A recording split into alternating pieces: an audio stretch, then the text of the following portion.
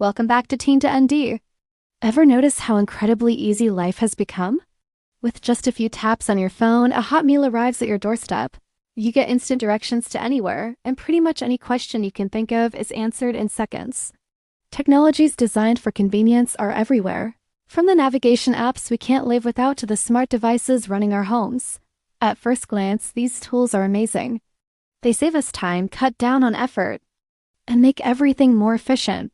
But as we lean on them more and more, a really important question comes up. Are these convenience technologies quietly changing what it even means to be an independent human?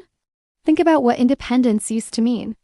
Traditionally, it was all about your ability to think for yourself, to plan things out, and to act on your own. It involved solving problems, making decisions, and learning from your own experiences. Finding your way around a new city, managing your own time, or finishing a tough project required you to be actively engaged.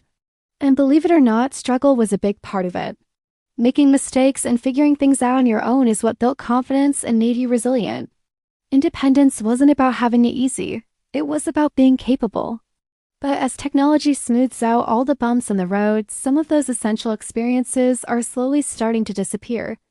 Let's look at how convenience changes our daily skills. So many of these technologies take over tasks that once required real mental effort. Your navigation app tells you exactly when and where to turn. Recommendation algorithms decide what movie you should watch or what music you should listen to next. Smart reminders manage your entire schedule for you. And while these tools definitely reduce stress, they also reduce the amount of practice our brains get. When you no longer need to remember directions or plan a route, those mental mapping skills can get weaker. This doesn't mean we're becoming helpless, but it does mean our independence is shifting. It's moving from an internal ability we possess to an external support system we rely on. Over time, that reliance becomes the new normal, and our trust in our own abilities can quietly start to fade. Then there's the comfort of outsourcing our decisions. Convenience tech often makes choosing things feel completely effortless. Algorithms suggest what you should buy, what articles you should read, and even what workout you should do. This is great for avoiding decision fatigue, which is a real thing. However, when you're constantly letting something else make your choices, you start to think less intentionally. When the choices are made for you, taking a moment to reflect becomes optional. You might even find that your preferences start to feel like they were shaped by an outside force rather than coming from within. True independence isn't just about getting tasks done. It's about choosing with awareness and understanding why you're making the choices you are. We often talk about convenience as progress. Faster is better, easier is smarter. But is it? Efficiency doesn't always equal strength. When everything in life is optimized to be as easy as possible, our ability to tolerate any kind of effort can decrease. Tasks that require patience or a bit of a learning curve can start to feel incredibly frustrating, simply because our brains have gotten used to instant solutions. Real independence involves being able to handle difficulty when it comes up. If technology removes all the friction from our lives, that capacity for resilience might weaken over time. There's a fine line between getting help and becoming dependent. Convenience technologies are just tools, but any tool can quietly become a crutch if we're not careful. For example, using a calculator is helpful, but if you never learn basic math, you're left vulnerable without it.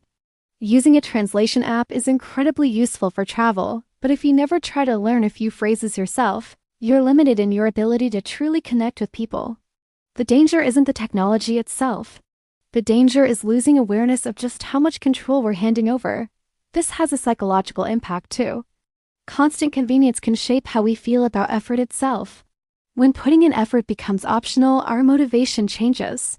We might feel less confident starting a task that doesn't come with instant, step-by-step guidance.